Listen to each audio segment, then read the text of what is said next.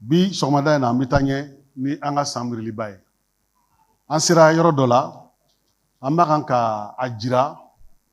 cogo min an bɛ se ka Ala ka masaya ɲini. Voilà. An bɛ se ka Ala ka masaya ɲini cogo jumɛn na, cogo di? O cogo de an bɛ ka o de walawala ka taa fɛ. An bɛ ka kɛrɛnkɛrɛnnenya la kuma mirili min kan,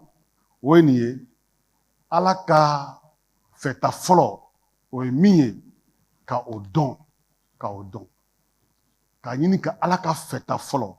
fɛn min ye fɔlɔ ye Ala fɛ, ka o ɲini k'o dɔn, k'a faamu, ani ka tugu o nɔfɛ. Sabu o de ye ɲɛnamaya kun ye. An ka kalan bɛ sigi verset min kan, o ye Matthieu sura 6 verset 33 de ye. Nin verset ka dun, a ka jan, a ka bon, balimaw. Sabu Yesu Kirisa bɛ sankolo ka miirili bɛɛ de jɛya nin verset kɔnɔ. A fɔra ko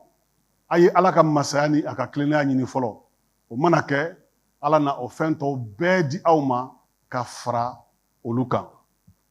Balimaw, an taara ɲɛ k'a fɔ ko Ala ka fɛn bonta fɔlɔ, Ala ka fɛta fɔlɔ, o ye Ala ka masaya ye. O tuma an ye ɲininkali k'an yɛrɛ la kari jan tɛmɛnen, Ala ka masaya ye mun ye?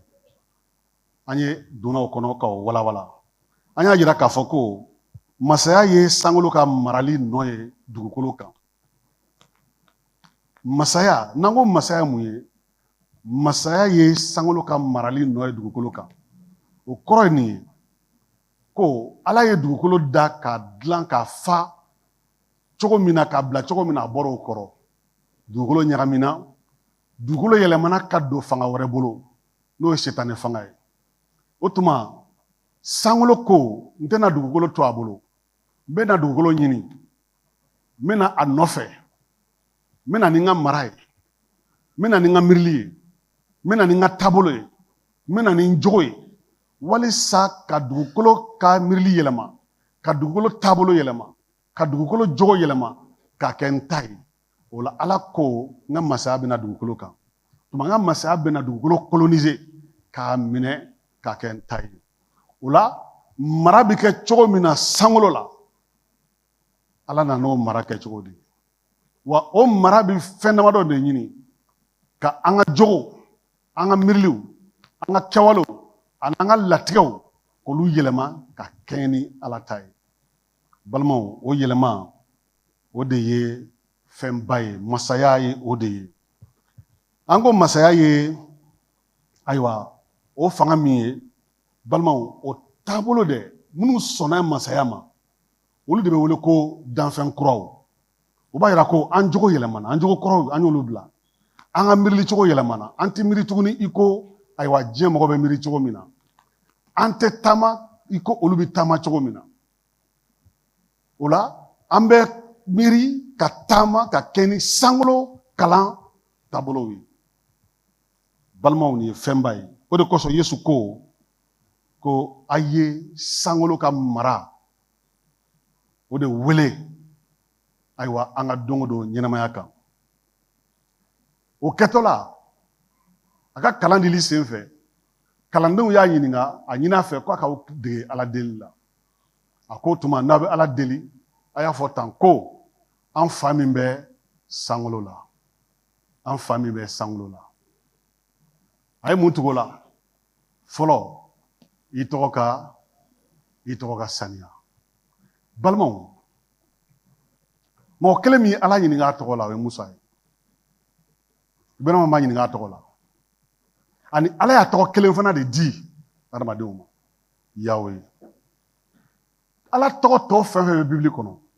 o bɛɛ dara Ala la, Ala ka mɔgɔw fɛ, ka da Ala ka waleba dɔ k'a ye min kɛ u ye. Nka Ala yɛrɛ ye tɔgɔ min di Musa ma, n'o y'a yɛrɛ tɔgɔ gbɛrɛgbɛrɛ ye, son nom propre,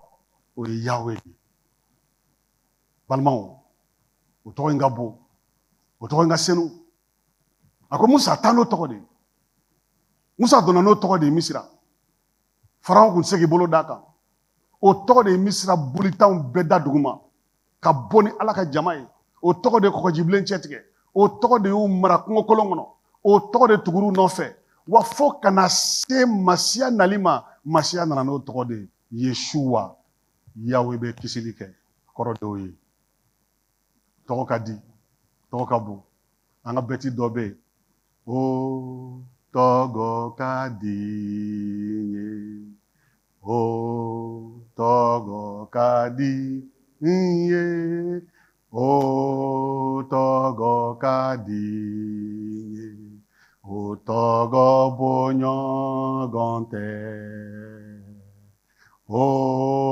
tɔgɔ ka a man d'aw ye o n'o tɛ a b'a dan ne fɛ a man d'aw ye de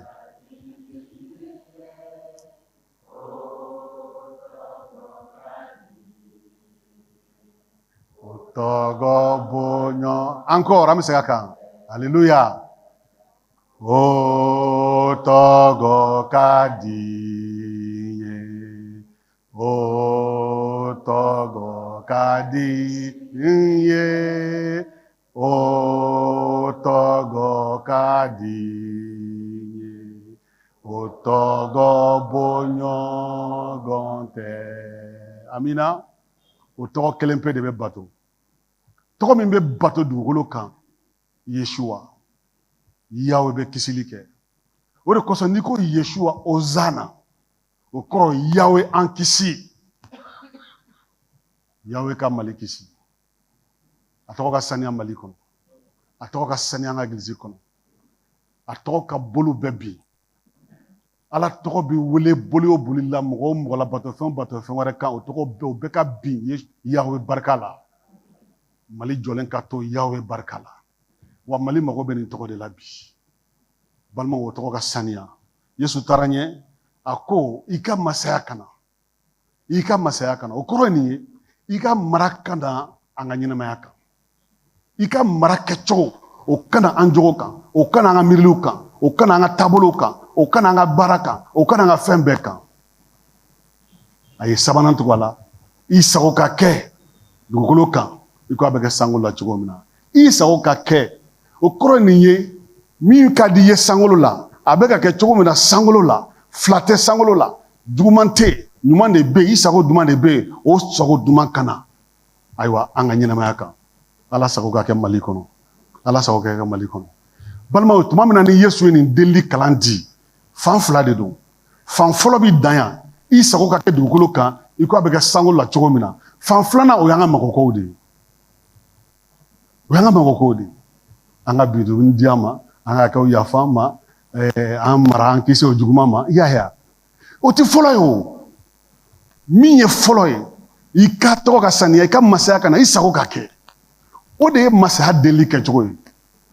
o de kosɔn balimaw an ka deli kɛcogo o kɛcogo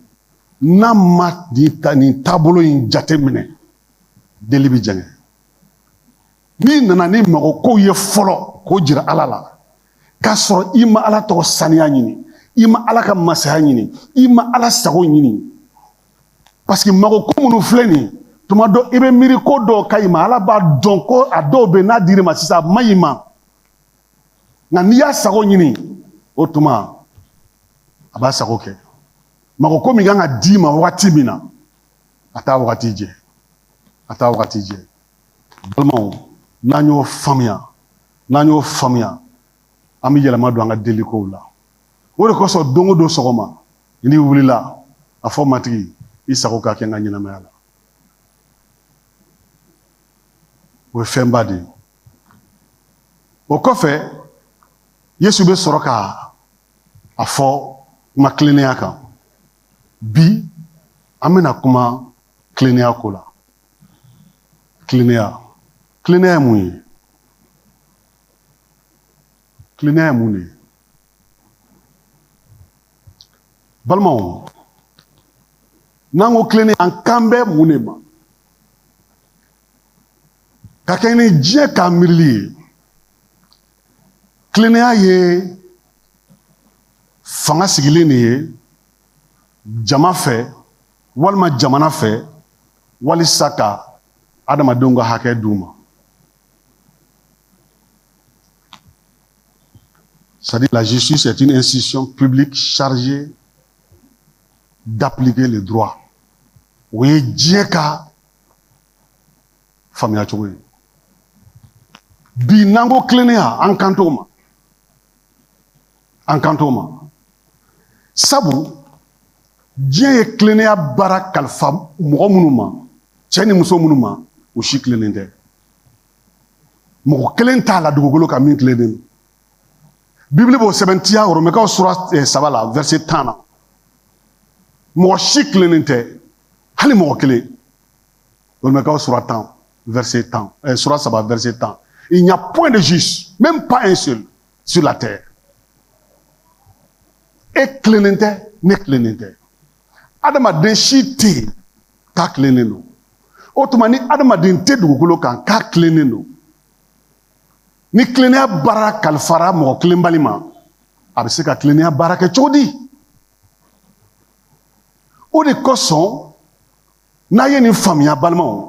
a tɛ jigin kiiritigɛlaw la parce que u mana kiiri tigɛ cogo o cogo u ka dafalenbaliya o bɛ y'a kɔnɔ wa danaba minnu bɛ kiiri baara la n'aw ye nin faamu kiiri baara bɛ nɔgɔya aw bolo a bɛ ɲɛ aw bolo sabu yanni ka don kiiribulon kɔnɔ ka taa i sigi ka kiiri tigɛ dɔ kan o b'a sɔrɔ i ni matigi kumana e de ye kiiritigɛla tilennen ye ne bɛna min kɛ matigi ma dafa n dɛmɛ n kana fili n kisi filili ma balimaw ni o ye tiɲɛ ye ko mɔgɔ si tilennen tɛ dugukolo kan o b'a jira n na k'a fɔ ko maracogo foyi tɛ dugukolo kan min tilennen don il n'y a aucune gouvernance qui est juste sur la terre i ye mara cogo fɛn fɛn ta diɲɛ kɔnɔ a si tilennen tɛ n'u tun tilennen don kɛlɛ minnu filɛ nin a tun bɛ kɛ wa o kɛlɛ b'a yira de ko bin kɛra dɔ kan donc n bɛ n ka hakɛ nɔfɛ mara si tilennen tɛ i bɛ jamana fɛn fɛn ta dugukolo kan a si mara tilennen tɛ munna sabu kabini Eden nakɔ kɔnɔ dugukolo mara binna setanɛ tigɛ kɔnɔ setanɛ tilennen tɛ donc ale de bɛ ka adamadenw ɲɛ minɛ a bɛ ka maraw ɲɛ minɛ a bɛ ka fangaw ɲɛ minɛ o de kosɔn sankolo min tilennen don a ko n bɛna dugukolo kan walasa ka n ka tilennenya di adamadenw ma ka n ka mara kɛcogo di adamadenw ma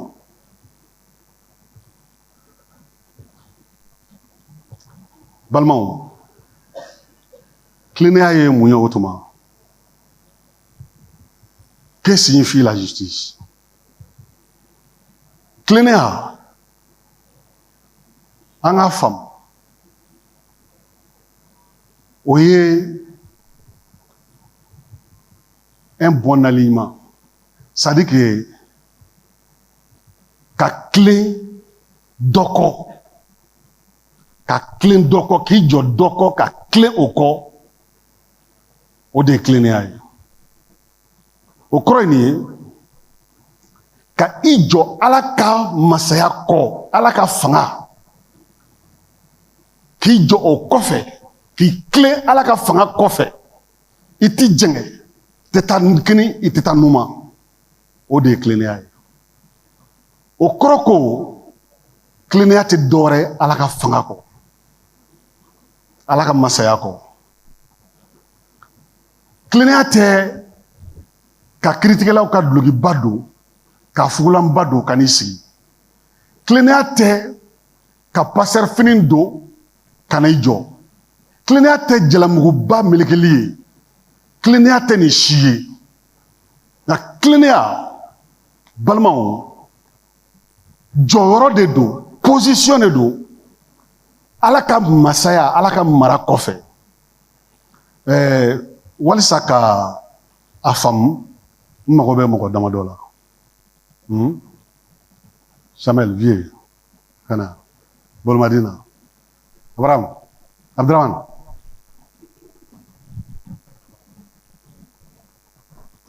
misali de don a tɛ dɛ nin ye Ala ka masaya ye nin ye Yesu ye bon nin ye sankolo masaya den dɔ ye nin fana ye sankolo masaya den dɔ ye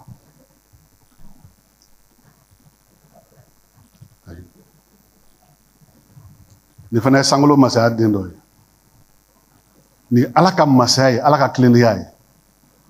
Ala y'a bila ka na dugukolo kan. Ninnu bɛɛ dara a la. O tuma sisan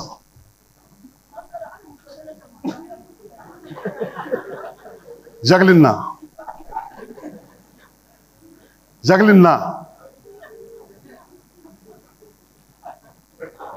école la an fitinin n'an tun bɛna don classe kɔnɔ maître bi jɔ classe da la a b'a fɔ ko aran an bɛɛ bɛ jɔ aran na o temps n'a ko o temps bɛɛ b'i bolo da i ɲɛfɛmɔgɔ kamakun kan o tɛ Jacqueline i jɔ yan o temps voilà donc sisan n'a ye nin fila lajɛ olu ka position bɛ cogo di u kulen de jɔn ma masaya ma ninnu o temps nin ka position bɛ cogo di a jɛngɛnnen don Abraham o temps ale fana ka position bɛ cogo di bon bɛɛ ka to ka i kunkolo munumunu bon sisan Abdramane ale bɛ position min na n'a y'a la jate minɛ a tɛ masaya ɲɛfɛ o a bɛ masaya kɔfɛ mais a jɛngɛnnen don donc ale bɛ masaya kɔnɔ mais a ka miiriliw bɛɛ tɛ masakɛ ka miirili ye ko wɛrɛw bɛ k'a sama diɲɛ kɔnɔ o de kosɔn a y'i fara k'i jɛngɛ dɔɔni walisa sago dɔw bɛ yen a ka se ka fɛɛrɛw a k'olu kɛ ayiwa vie fana o fana bi ten den nɔgɔmani ye nin de kɛ a bɔra fa sago kɔnɔ a y'a ka nafolo ta a ba taara a yɛrɛ sago kɛ kɔrɔkɛman fana vie ale tun bɛ du kɔnɔ mais a fana tun tɛ fa sago kɛ a dimina fa kɔrɔ fo ka fa kɛlɛ fo ka ban ka don fa ka du kɔnɔ donc min tun ka d'a ye a fana tun b'o de kɛla nka ayiwa n'i b'a jate minɛ minnu tilennen don masaya ma minnu bɛ masaya sago kɛla olu ye fila ye Bolmadi ani Jacqueline olu de tilennen don masaya ma o tuma nin y'an bɛɛ cogo di église kɔnɔ bi diɲɛ kɔnɔ an tilalen don nin cogo de la tan minnu bɛ Yesu kɔ nka u bɛ yɛrɛ sago la olu ko Yesu a to an ka jɛngɛn dɔɔni walisa an ka fɛrɛ diɲɛ ko dɔw ma dɔw ko Yesu ayi an bɛ i kɔ n'i ko ɔwɔ an ko ɔwɔ n'i ko ayi an ko ayi i ka ayi ye an ka ayi ye i ka ɔwɔ ye an ka ɔwɔ ye n'i ko marquez pas an bɛ pa ta n'i ko an ka jɔ an b'an jɔ Yesu an tɛ taa kini an tɛ taa numa o ye Bolmadi ani Jacqueline ye sisan bɛɛ ka don aran na a bɛɛ ka don aran na o temps u bɛ cogo di sisan u bɛɛ kilenna u bɛɛ bɛ masaya kɔ o kɔrɔ nin ye masa Yesu u bɛɛ ko i ka ɔwɔ ye an ka ɔwɔ ye i ka ayi an ka ayi Yesu n'i banna min ma an banna o ma maintenant sisan ka nin to Yesu kɔ n'a ko Yesu ni ko min ne ko o a ko Bolmadi ma ayiwa i kana i muso gosi i muso kanu i ko ne fana bɛ muso église kanu cogo min na n t'a gosi n b'a lamara k'a labɛn ka yafa ma k'a dilan ka ɲɛ k'a pari ni Bolmadi ko matigi o ka gɛlɛn ne bɛ jɛngɛ dɔɔni walisa ka to ka n ta in k'a daci tuma dɔw la donc a bɔra mun kɔrɔ a bɔra masaya sago kɔrɔ donc a jɛngɛnna a bɔra tilennenya la o tɛ don i nɔ la danabaw an ka diɲɛlatigɛ gɛlɛya bɛɛ filɛ wa nin de ye Ala sago ye an b'a fɔ don o don matigi sago ka kɛ ka sɔrɔ an jɛngɛnnen don ka bɔ matigi kɔ matigi sago ka kɛ kɔrɔ wɛrɛ t'a la matigi n'i ko ɔwɔ min na ne ko ɔwɔ o la matigi n'i ko ayi min na n ko ayi o la n'i sɔnna min ma n sɔnna ma n'i banna min ma n banna o ma don o don an ka baarakɛyɔrɔ la an ka sigidaw la an ka taabolow kɔnɔ an ka du kɔnɔ Balimaw an jogo ye jumɛn ye an bɛ mun de kɛ an bɛ matigi sago kɔnɔ wa n'i bɛ église fara ɲɔgɔn kan an bɛ matigi sago kɔnɔ wa min ka di matigi an b'o de kɛ wa n'i dimina nin mana dimi sisan dimi ko kɛra la a dusu joginna a b'a fɛ ka ta sara a b'a fɛ ka gosili kɛ a kan ka mun de kɛ fɔlɔ a bi Yesu ɲininka Yesu bɛna gosili min kɛ a ka di ye wa ni Yesu ko a ka di ye a b'a kɛ ni Yesu ko a man di ye a b'a bila o tuma a b'a ka dimi bila o de kosɔn balimaw n'an ye nin faamuya mɔgɔ man ka se an dɔ ma k'a fɔ ko sabali yafa parce que i ni nin de bɛ kuma o i bɛ yamaruya ɲini Yesu de fɛ masaya de fɛ ni de ye mara ye ni de ye fanga ye balimaw diɲɛ tɛ tan o diɲɛ tɛ Yesu kɔ diɲɛ bɛ sitanɛ de kɔ o mara fila de bɛ dugukolo kan olu fana bɛ sitanɛ de sago kɛ min ka di sitanɛ ye n'u ko sitanɛ ma an ka taa Mali gosi wa sitanɛ b'a fɔ a ye taa gosi o bɛ na sitanɛ ma an ka nin faga wa awɔ a faga o de kosɔn don dɔ Yesu ka kalandenw u ko Yesu ma Samari a ko Yesu a to an ka sanpɛrɛn wuli bɔ sankolo la k'a jigin Samarikaw kan Yesu ko ayi ne mana mɔgɔw ni bɔ ne nana ka mɔgɔw kisi u y'a bila o u m'a bila wa bi bɛɛ k'i yɛrɛ ɲininka i bɛ masaya sago kɔnɔ wa ni nin ye tilennenya ye balimaw o kɔrɔ b'a jira n na k'a fɔ ko tilennenya ye cɛ de ye min tɔgɔ Yesuwa Yesu ale de nana ni masaya ye ale de ye tilennenya ye n'i tɛ Yesu kɔ i tilennen tɛ bi an minnu ko an ye danabaw ye ko an ye église ye an bɛ Yesu de kɔ wa est-ce que an ka kɛwalew b'a jira an ye bɛti da Yesu ko ne ye résurrection ye aw y'a bolow ye a ko bolo min tɛ den o bɛ bɔ a la balimaw waati sera an bɛɛ ka don Yesu sago kɔnɔ o de la k'i to nin la k'i jɔlen to Yesu kɔ don o don sɔgɔma n'i wulila matigi i sago kɛ ne ka ɲɛnamaya la i sago kɛ n ka kalanko la i ka masaya kana n ka baara kan i ka masaya kana n ka ɲɛnatɔmɔli kan kamalen denmusow a bɛ ɲɛnatɔmɔli kan a bɛ Yesu ɲininka wa a bɛ Yesu sago ɲininka yanni k'a fɔ i fa n'i ba ye ko nin danabali i bɛ furu o de ma diyagoya i ye Yesu ɲininka wa Yesu yala i sago don n ka furu nin danabali ma wa e dun b'a dɔn pɛ bibili kɔnɔ ko Yesu sago tɛ ko Yesu ko a kana kɛ ko jɛɲɔgɔnya tɛ dibi ni kɛnɛ cɛ donc i bɛ ban Yesu sago ma i b'a dabɔ a kama i bɛ n'i jɛngɛ kɛrɛfɛ k'i sago kɛ ka sɔrɔ ka to ka ɲini église fɛ walima i bɛ taa kira dɔ ɲini ko ka to ka deli k'i ye ko e cɛ ka tubi a donna ta a bɔra ta k'a sɔrɔ depuis a daminɛ Yesu y'a f'i ye kan'a kɛ nka i donna a la Ala sago wa tilennenya o de ye Ala sago ye don o don an ka du kɔnɔ an b'a fɔ Ala sago ka kɛ nka o b'a sɔrɔ an dusukun bɛ fan wɛrɛ fɛ o b'a sɔrɔ an hakili bɛ fan wɛrɛ fɛ an labɛnnen tɛ ka kolo matigi sago ye min ka di matigi ye n'o tɛ Yesu Ala ka masaya a y'a sago bɛɛ fɔ k'a jɛya bɛɛ bibili kɔnɔ ne ma da la ko mɔgɔ bi yan ko min tɛ matigi sago dɔ dɔn i b'a fɛ ka fɛn min kɛ bi i bɛ matigi sago dɔn a la mɛ an bɛ ban matigi sago ma an b'o de ɲɛnatɔmɔ k'o kɛ an bɛ ka diɲɛ sago kɛ an bɛ ka sitanɛ sago kɛ nka o bɛɛ n'a ta an ko an ye sankolo masaya denw ye o de kosɔn Yesu ma nɔgɔ to kuma la a y'a fɔ ka jɛya Matiu surawɔrɔ la a ko minnu bɛɛ b'a fɔ matigi matigi olu bɛɛ ti don sankolo masaya la nka fɔ minnu bɛ ne fa Ala sago kɛ i bɛ Ala sago kɔnɔ bi yan i bɛ k'i muso ni denw mara cogo min na a bɛ Ala sago kɔnɔ wa jogo min b'i la bi ka ɲɛsin furu cɛ ma ani denw ma a bɛ Ala sago kɔnɔ wa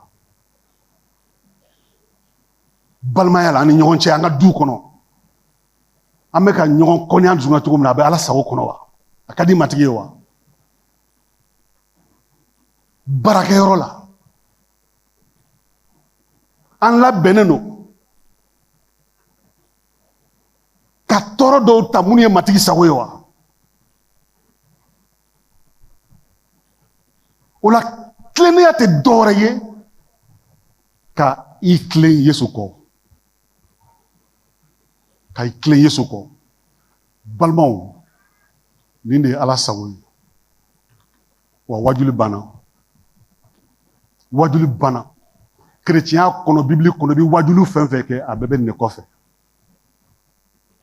wajuli ni kalanw bɛɛ an b'a fɔ doctrine a bɛɛ bɛ min nɔfɛ ka danabaaw bɛɛ tilen Yesu kɔfɛ k'an bɛɛ lana k'an bɛɛ tilen Yesu kɔ k'an bɛɛ don Ala sago kɔnɔ mais dɔw bannen don ka don Ala sago kɔnɔ dɔw b'a fɛ ka église kɛ u sago ye dɔw b'a fɛ ka mɔgɔ dɔ kɛ u sago ye karamɔgɔ dɔw b'a fɛ ka danaba dɔ k'u sago ye karamɔgɔ minnu tɛ Ala sago kɔnɔ olu de ka ca olu de ka ca balimaw Ala sago a ka nɔgɔn a man girin dɔnni tɛ n'i ko i dara Yesu la n'i ko i sɔnna masaya ma i tilen Yesu kɔ balimaw n'an ye nin faamuya an ka ɲɛnamaya bɛ nɔgɔya n'i y'i tilen Yesu kɔ tuma i ka dumuni n bɛ jɔ n'a ye i ka fɛɛrɛbɔ n bɛ jɔ n'a ye i ka kɛnɛya n bɛ jɔ n'a ye i ka baara n bɛ jɔ n'a ye i ka furuko n bɛ jɔ n'a ye i ka fɛn o fɛn diɲɛlatigɛ magoko fɛn b'i la n bɛ jɔ n'a bɛɛ ye n b'a d'i ma to n kɔ ni n ko min o kɛ ni n ko n tɛ min na kana don o la Bamakɔkɔrɔ a bɛ cogo di an bɛ tan wa an bɛ ɲini ka an sago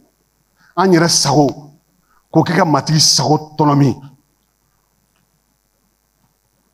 o de kosɔn matigi b'a fɔ an kana nɛni kɛ an dɔw bɛ nɛni hali bi an kana sonyani kɛ min t'an ta ye an dɔw b'a ta hali bi o de kosɔn hali dɔw tɛ siran ka église nafolo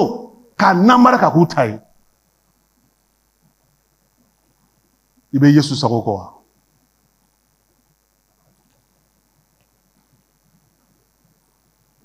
ni mɔgɔ o mɔgɔ ye nin faamuya bi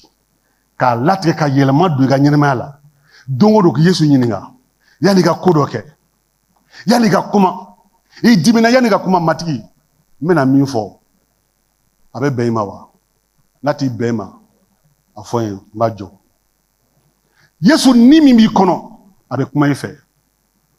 a bɛ kuma i fɛ aw ni ce a ye t'aw sigi matigi ka dubaw ye n bɛ da la ko an ye tilennenya faamuya balimaw diɲɛ tɛ Yesu kɔ diɲɛ bɛ sitanɛ de kɔ église de bɛ Yesu kɔ église de ye Yesu ka kɔɲɔmuso ye église kan ka to Yesu sago de kɔnɔna la Yesu sago Yesu sago église tɛ to mɔgɔ sago kɔnɔ adamaden si tɛ min sago tilennen don o de kosɔn bibili yɛrɛ ko mɔgɔ min b'a jigi da adamaden kan ko bɔnɛ bɛ o ye wagati sera balimaw an ka yɛlɛma ni Yesu ka ɔhɔ ye an ka ɔhɔ ye ni Yesu ka ayi ye an ka ayi ye a ka ban ye an ka ban ye a ka sɔn ye an ka sɔn ye o b'a jira n na k'a fɔ ko Ala ka tilennenya o tɛ dɔwɛrɛ ye Ala sago kɔ Ala sago kɔ Ala sago kɔ o de la Yesu ye deli la a ko i tɔgɔ ka saniya i ka masaya kana i sago ka kɛ o bɛ ɲɛsin masaya de ma a fan filanan o y'an ka magokow ye balimaw waati dɔ kɛra diɲɛ gɛlɛyara dugukolo kan a gɛlɛyara fo Ala y'a latigɛ ka adamadenw jiriw baganw danfɛnw k'a bɛɛ bɔ dugukolo kan balimaw a taara so ma tuma min na u b'a jira k'a fɔ ko a gɛlɛyara tilenbaliya diɲɛ banna Ala la dugukolo banna Ala la wa min ka go Ala ye min man di Ala ye don o don o b'o de kɛ ka taa fɛ Genèse sura 6 verset 9 Ala y'a latigɛ a ko ne tɛna adamaden to dugukolo kan bilen mena halaki a dronte ni ko fɛn fɛn di ama ma bɛ halaki ka bɔ yen na tracé verset 9 ma a fɔra ko Nuhu tun ye mɔgɔ kilennen jalaki bali ye Ala ɲɛ kɔrɔ a ka waati la mɔgɔwolow cɛ ma ko Nuhu taamana Ala fɛ balima kuma kɔrɔ ye mun ye Nuhu ye adamadenw lajɛ a y'a kɛrɛfɛla lajɛ a y'a denw wele a ko n denw n buramusow a kana ninnu ladege dɛ nin si tɛ Ala sago kɔnɔ a ye to n kɔ a ye to n kɔ Nuhu y'a latigɛ ka to Ala kɔ k'i jɔlen to Ala kɔfɛ a ko Ala n tɛ nin dunun ka kokolonw kɛ n t'u ladege a ko a muso ma to n kɔ a ko a denw ma to a ye to n kɔ a ko a buramuso ma a ye to n kɔ u ko baba an b'i kɔ den minnu b'a fɔ bi u faw ma baba i ko min ko o i bana min ma n bana o ma o dɔgɔyara église kɔnɔ baba o y'i ta ye mais ne fana nin ka di ne ye den murutilenw cayara an ka duw kɔnɔ u ti fa lamɛn u ti ba lamɛn mais du kɔnɔ ni denw tɛ fa ni ba lamɛn denw bɛ se ka bɛn cogo di o de la bi tiɲɛ yɛrɛ la fa caman ta ye dusukasi de ye ba caman ta ye dusukasi ye n'o ye denw tora kɔ a muso tora kɔ a buramuso tora kɔ n'i bɛ verset lajɛ n'u kelen de tɔgɔ fɔra ba tɔgɔ ma fɔ denw tɔgɔ ma fɔ buramuso tɔgɔ ma fɔ a fɔra ko n'u tilennen sɔrɔla a y'a ka denbaya lakile a kɔ faw bi kɛlɛ min b'an bolo bi diɲɛ kɔnɔ o de ye nin a ka gɛlɛn k'an denw tilan kɔ n'i yɛrɛ tilennen tɛ n'i yɛrɛ jɛngɛnnen don i tɛ se k'i denw lakile kɔ ayi i tɛ se ka i den kɔrɔfɔ jogo dɔ la ka sɔrɔ i yɛrɛ b'a kɛ ayi sɔn tɛ pan a den ka ŋunumaw abada Ala ko Nuhu i n'i ka guwa aw bɛ kisi wa aw kisira n'i bɛ cidenw ta u bɛɛ tilennen tora Yesu kɔ fɔ kelen Juda tun bɛ nin bɛɛ la a dusukun ma tilen Yesu kɔ a dusukun jɛngɛnnen don a dusukun ye wari kanu a dusukun ye diɲɛ kanu a dusukun ye sitanɛ kanu a dusukun ye jɔhɔrɔ kanu o de kosɔn a ma siran ka Yesuwa Ala denkɛ feere wari kosɔn wa n b'o fɔ a ye diɲɛ janfanci bɛɛ wari de ka d'a ye n'a y'a mɛn yɔrɔ o yɔrɔ ko dɔ ye dɔ janfa a kɛra wari de kosɔn o tɛ yɛlɛma dɛ wa faama bɛɛ janfanci bɛ dumuni k'a ka so faama bɛɛ sankolo faama a janfara min fɛ a don su a n'a ye dumuni kɛ ɲɔgɔn fɛ parce que o de b'i dɔn a b'i don wonu dɔn a b'i sen ta cogo dɔn a b'i bolo da cogo dɔn a b'a dɔn i bɛ kɛ nin waati min na a b'o bɛɛ de jate minɛ a bɛ sɔrɔ k'i feere Juda de tun bɛ se ka sankolo masakɛ jira dibi la tu kɔnɔ Gɛsɛmane tu kɔnɔ dibi la ale de tun bɛ se k'a jira cidenw a tɔw bɛɛ tora Yesu kɔ u y'u tilen Yesu nɔfɛ wa o ye école de ye u taamana a nɔfɛ hali ni min talonna n'o bɛna bi Yesu n kana jɛngɛ wala n minɛ n kana jɛngɛ u bɛɛ tora Yesu kɔ ka tilen Yesu nɔfɛ wa u bɛɛ sara ni Yesu seereya de ye balimaw an ka tilen Yesu kɔ o de la Yesu ko fɛn fila de nafa ka bon diɲɛlatigɛ la fɔlɔ sankolo masaya ka mara kɛcogo ɲini ka ɲɛnamaya kan filanan i tilen sankolo mara kɛcogo kɔ i tilen sankolo mara kɔfɛ ni sankolo mara masaya bɛ i ka ɲɛnamaya kan n'o b'i ka denbaya kan a b'i ka baara kan a b'i ka latigɛw kan i b'i ka latigɛw n'i ka kow bɛɛ i ka taabolo i ka jogo bɛɛ bila a sago kɔrɔ balimaw k'i k'i tilen i ka to a kɔ i ka to a sago kɔrɔ ko fɛn tɔw bɛɛ olu t'i ka ɲinitaw ye ale de bɛ janto olu la ka olu lana i fɛ a wagati bɛnnen la o la fɛn jumɛn de bɛ yen min kan ka ɲini an fɛ fɛn fila masaya ala ka masaya a n'a ka tilennenya fɛn jumɛn ye ala ka fɛta fɔlɔ ye ala ka masaya a n'a ka tilennenya o la ala b'a ɲini an fɛ balimaw an ka sama o de nɔfɛ yesu ko kana kɛ dalakuma ye an bolo bi kerecɛnya kana kɛ dalakuma ye an bolo bi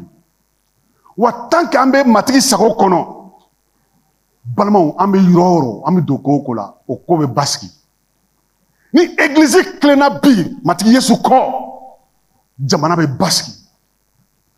an bɛ liŋilanga min kɔnɔ an bɛ bɔ a kɔnɔ an bɛ bɔ a kɔnɔ an bɛ bɔ a kɔnɔ église ɲɛminɛbaw ka bɔ yɛrɛsago ɲini na u ka bɔ yɛrɛsago kɔnɔ kɛlɛ fu kɛlɛ ye sitanɛ ka baara de ye kɛlɛ ka bɔ église ɲɛminɛbaw ni ɲɔgɔn cɛ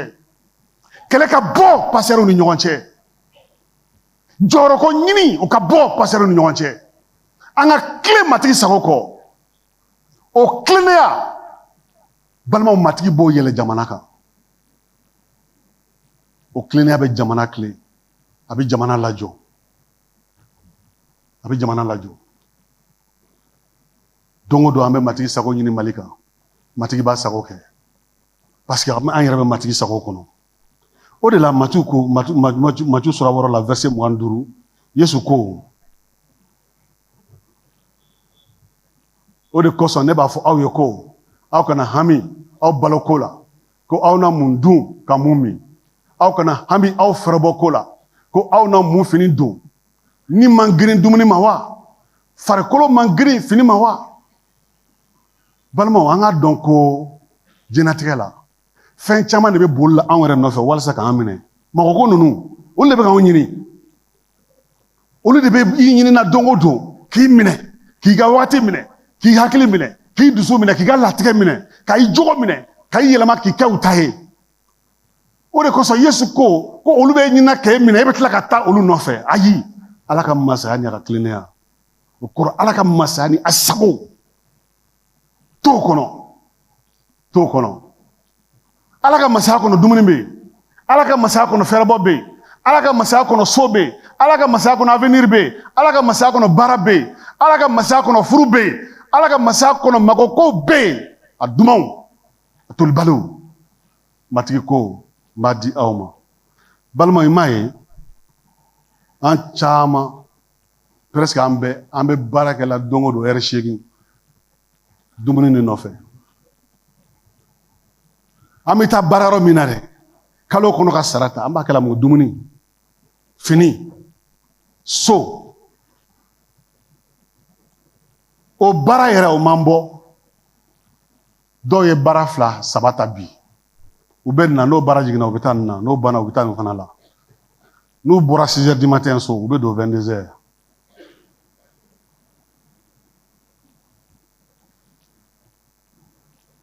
lafiya t'a la an bɛ k'a ɲini k'a ɲini i b'i to la i bɛ sɛgɛn i mana da samedi 22 heures 0 heures i wuli waati bɛ kɛ dimanche 11 heures ye matigi n sɛgɛnnen don n tɛ se ka taa batoli la bi ka boli baara nɔfɛ ka baara ɲini dumuni ni fini ni so kosɔn fo i tɛ se ka don ala sago kɔnɔ fo i tɛ se ka batoli sɔrɔ k'a di matigi ma balimaw ala m'a fɔ an ye k'an ka kɛ baarakɛbaliw ye dɛ ayi ala m'a fɔ ko mɔgɔ si kana baara kɛ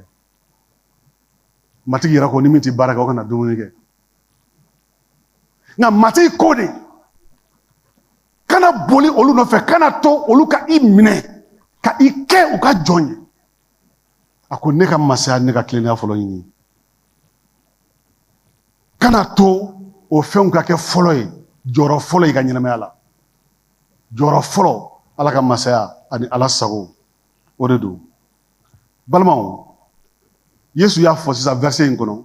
a ko ni man girin fini ma wa o kɔrɔ ɲɛnamaya man girin fini ma wa Yesu do ko ne de ɲɛnamaya ye. Ni ale de ɲɛnamaya ye, o kɔrɔ nin ye ko Yesu ka bon ni balo ye, Yesu ka bon ni so ye, Yesu ka bon ni fini ye, Yesu ka bon ni fɛn tɔ bɛɛ, fɛn an bɛ girin fɛn nɔfɛ, Yesu ka bon ni nin bɛɛ ye. Donc ni Yesu sɔrɔ, i y'olu sɔrɔ. Balimaw, Bibili b'a fɔ an ye, Masa Sulemani da la, hakilitigiya, i m'a ye, ko mɔgɔ dɔ bɛ baara kɛ, ka so jɔ ka fɛnbaw sɔrɔ,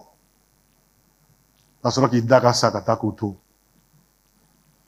Cɛ wɛrɛ bɛna don i ka so kɔnɔ, ka i muso furu, ka to k'i denw bila ka ciw la.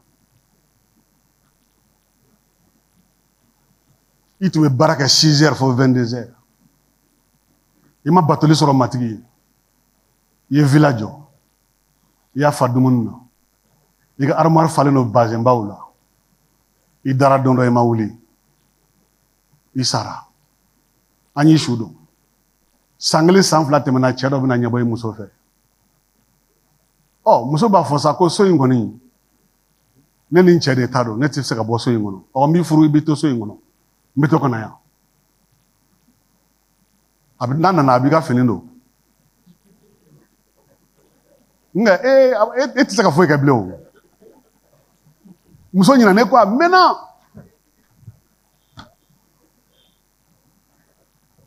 Mais c'est la vie de tous les jours. Denw bɛ dimi, mama ni muna baba ka so kɔnɔ muna, a b'a fɔ hey, n'an m'aw dabɔ n ka ko la, a bɛ ɲini k'u danga.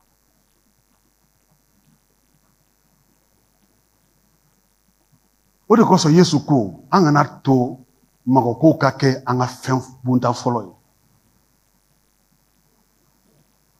Ala ka masaya ani Ala sago ka kɛ an ka fɛn bonta fɔlɔ ye. Yesu y'a fɔ ko i ka nafolo bɛ yɔrɔ min na, i dusukun bɛ yen.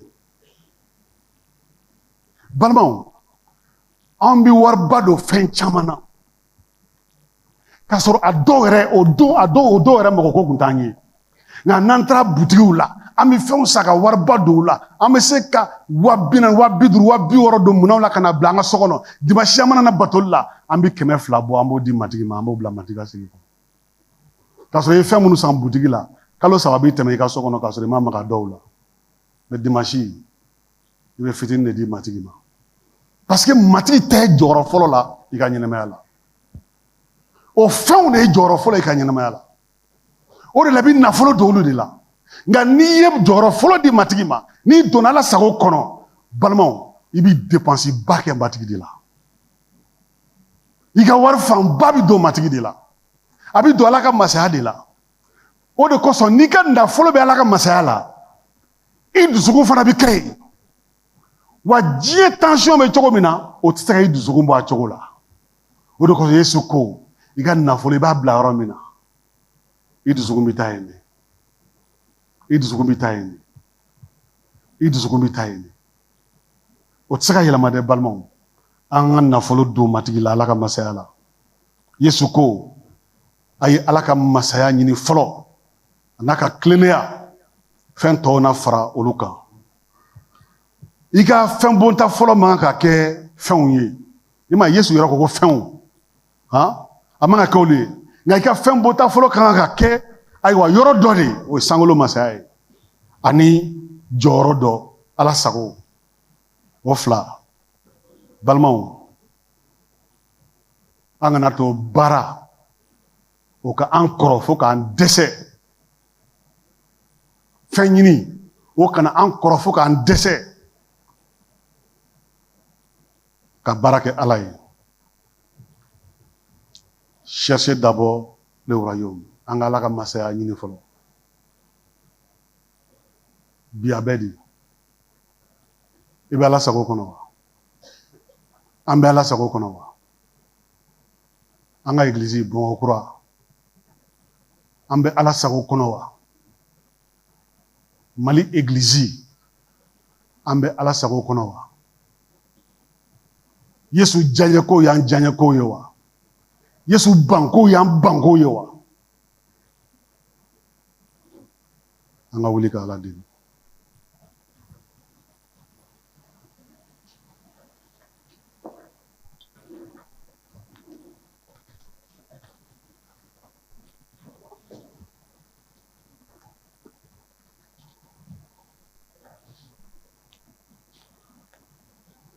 Matigi ni senu bɛ an bɛɛ kelen kelen wele bi.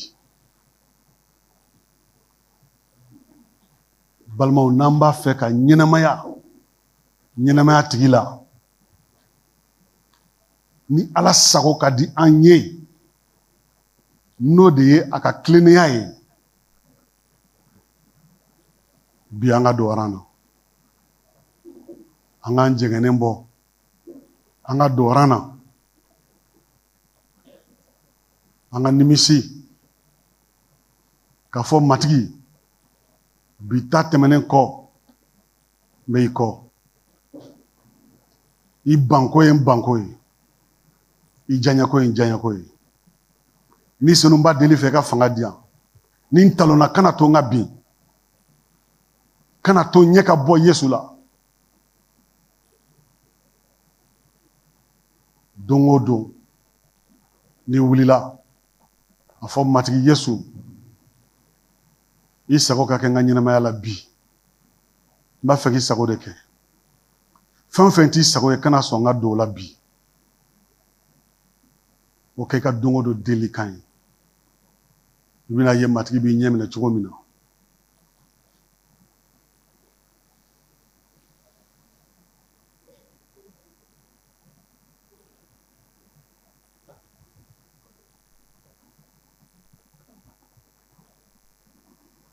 A micro gɛrɛ Paul Kasogi la. Ka barika da matigi ye. Ni ka fanga deli matigi fɛ an ka église ta fan fɛ. An bɛɛ ka to matigi sago kɔnɔ. An ka église yɛrɛ fana an ka to matigi sago kɔnɔ. Sebeya bɛɛ tigi Ala kɔrɔtalenba. N bɛ i fo k'i waleɲuman dɔn i ka ɲumanyaw kosɔn. An dontɔ an y'an yɛrɛ kalifa i ma. Ko i ka an ɲɛ minɛ ka an fa i ka kuma la. Matigi an ye i ka kuma mɛn. Matigi fanga di an bɛɛ kelen kelen ma. Walisa an ka tilen Yesu kɔ. K'a ɲini ka Yesu sago kɛ ani ka taama ni Yesu ye. Matigi fanga di bɛɛ kelen kelen ma. Bɛɛ bi i yɛrɛ ye nin kɔnɔ, i bɛ min na i b'o dɔn. Nka matigi an bɛ fanga de ɲini i fɛ. An ye nin dumuni min sɔrɔ, matigi an fara. I ka an bɛɛ kelen kelen dɛmɛ. Ni dɔgɔkun kɔnɔ, ni kalo kɔnɔ, ni wagati nataw la, matigi an kɛ sesɔrɔbaw ye. Walasa ka tilen e kɔ ani ka ban an sago kɛli ma, matigi k'a ɲini ka e sago kɛ. Fa Ala, a barika i ka baaraden kosɔn. A ye nin dumuni min labɛn, ka o min di an ma e tɔgɔ la, matigi a ka an balo dɔgɔkun kɔnɔ, a ka an balo kalo kɔnɔ, an ka taama ni o ye ani ka e sago kɛ, ka fɛn bɛɛ la ani k'a ɲɛ jɔlen to i la. An ye nin delili kɛ, ka balimaw bɛɛ kelen kelen kalifa i ma, ani ka an mara ka se an se yɔrɔ la, hɛrɛ la, ani an ka kɛ sesɔrɔbaw ye. An ye nin delili kɛ, an kisiba ni an matigi Yesu Krista Ala denkɛ kɔrɔtalenba tɔgɔ la. Amina. Hɛrɛ tigi Ala, o min ye saga gɛnnaba ni matigi Yesu Krista lasigi ka bɔ suw cɛ ma, layidu banbali joli barika la, o ka aw dafa kɛwale ɲuman bɛɛ la, walisa aw ka a sago kɛ, a ka a diyaɲɛko kɛ aw kɔnɔ Yesu Krista barika la, nɔɔrɔ ka da o de kan badabada. Amina.